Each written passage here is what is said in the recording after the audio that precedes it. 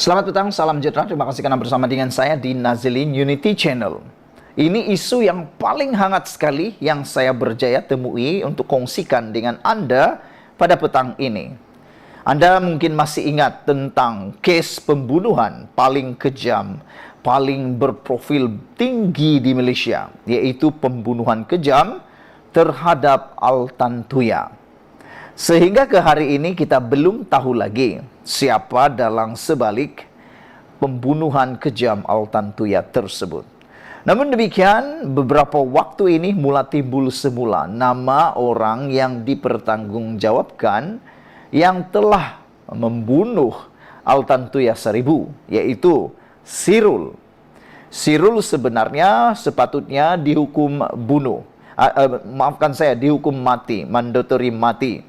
Tetapi beliau telah pun ke Australia kalau saya tak silap, dan sekarang ini diusahakan untuk pulang semula ke Malaysia kerana hukuman mati mandatori telah pun dimansuhkan. Namun demikian, menjadi persoalan kita ialah, adakah Sirul akan mendedahkan siapa dalang pembunuhan Altan Tuya yang sebenar-benarnya? Sirul hari ini dilaporkan dari Malaysia kini tetap kunci mulut dalam pembunuhan Altan Tuya. Sebenarnya kita nak tahu jugalah kan, adakah betul Sirul ini hanya orang suruhan yang membunuh Altan Tuya?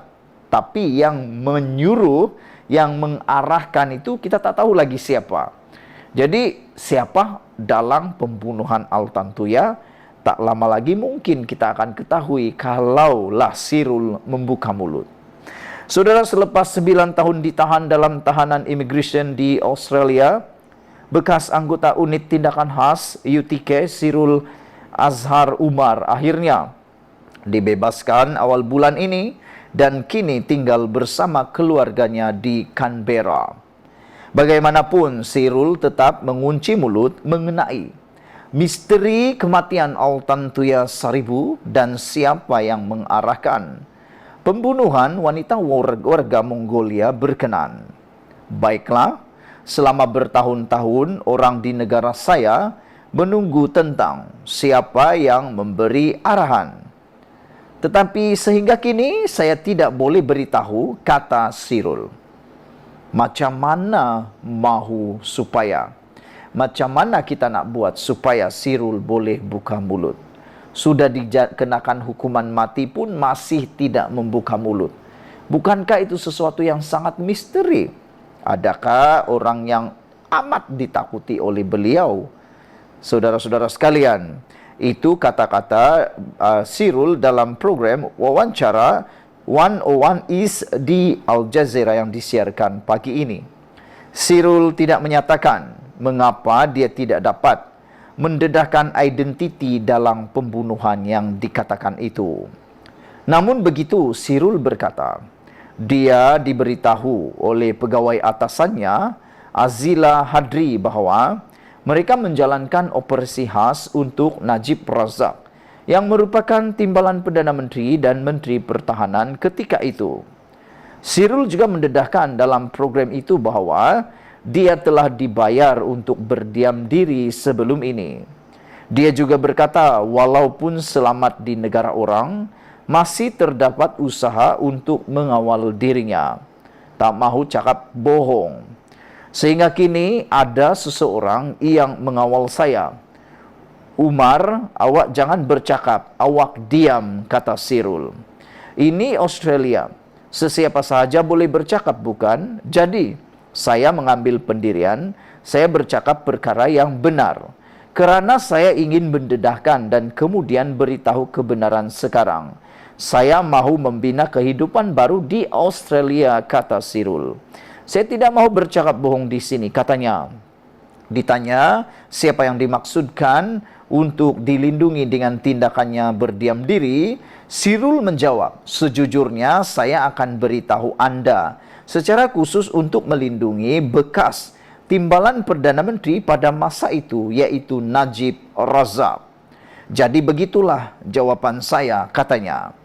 Untuk rekod, Najib berulang kali menafikan terlibat dalam pembunuhan Altantuya dan pernah mendakwa ia adalah sebahagian daripada konspirasi antarabangsa untuk menjatuhkannya.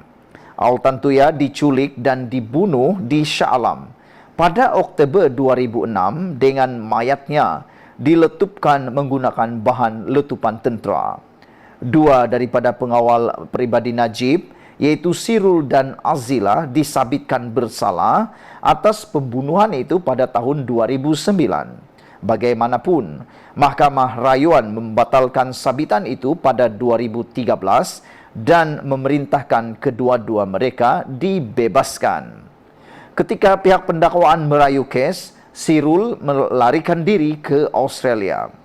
Mahkamah Persekutuan kemudian mengekalkan hukuman bersalah dan mengembalikan semula hukuman mati mandatori kepada kedua-dua tertuduh.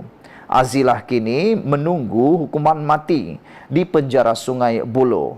Semasa menunggu di hukuman mati, Azilah mendakwa Najib telah mengarahkannya untuk menangkap dan menghapuskan Altantuya yang dikatakan sebagai perisik asing. Sementara itu, Sirul ditangkap dan ditahan oleh pihak berkuasa Australia pada Januari 2015. Susulan notis merah Interpol yang dikeluarkan terhadapnya dan oleh kerana tinggal lebih masa di negara itu. Bagaimanapun, Australia tidak dapat mengekstradisi Sirul ke Malaysia kerana dasar negara itu tidak menghantar pulang individu yang menghadapi hukuman mati ke negara asal mereka. Walaupun Malaysia telah memansuhkan hukuman mati mandatori dan mengenakan moratorium terhadap pelaksanaan hukuman mati itu sendiri tidak dimansuhkan. Menteri Dalam Negeri Saifuddin Nasruddin Ismail berkata, tanggungjawab berada di atas Sirul melalui peguamnya untuk memohon mahkamah meringankan hukuman daripada hukuman mati kepada penjara. Jika dia tidak memohon atau menambah atau mahkamah menolak permohonannya, Saifuddin mengakui Sirul berkemungkinan kekal sebagai individu yang bebas di Australia. Pada 8 November, Mahkamah Tinggi Australia memutuskan bahawa penahanan immigration tanpa tempoh ditetapkan adalah bertentangan undang-undang. Ini dilaporkan mengakibatkan pembebasan 92 orang termasuk Sirul. Bagaimanapun, 101 East melaporkan kerajaan Australia tidak mengenakan sebarang syarat perintah berkurung atau pemakaian peranti pengesan di badan Sirul. Dalam pada itu, Sirul menyatakan kebimbangannya untuk kembali ke Malaysia dan merayu untuk diterima di Canberra. Saya berasa dalam bahaya di sana kerana saya sedar bahawa ia benar-benar tidak selamat untuk saya kembali ke sana. Walau apapun, saya mahu membina kehidupan bersama anak saya di Australia, kata beliau lagi. Saya merayu kepada masyarakat di sini, tolong terima saya. Saya berjanji kepada anak saya tidak akan pernah melanggar undang-undang di sini. Saya ikut semuanya, tolong terima saya. Siapapun saya di sini, kata beliau. Saya suka Australia, sungguh. Dari hati saya, dari jiwa saya, beri saya peluang kedua, kata beliau. Satu perkara lagi, saya mohon maaf kepada keluarga si mati. Anda tahu Altantuya, tolong maafkan saya. Itu sahaja, katanya. Beberapa komen daripada netizen tentang cerita ini ialah daripada Mr. Sakau. Beliau tulis, apakah cerita seterusnya? Siapa yang terlibat sama? Otak Sen terkata, ini berita tragedi. Adakah benar-benar Najib terlibat, kata beliau. Dah jatuh ditimpa tangga 2 kali. Semua dah selesai, dah tak dapat dibersihkan lagi. Karier dalam politik memang dah tamat, kata beliau. Allah lebih mengenali atau mengetahui kata yang benar. Balasan di dunia tidak sebegitu dahsyat berbanding di akhirat.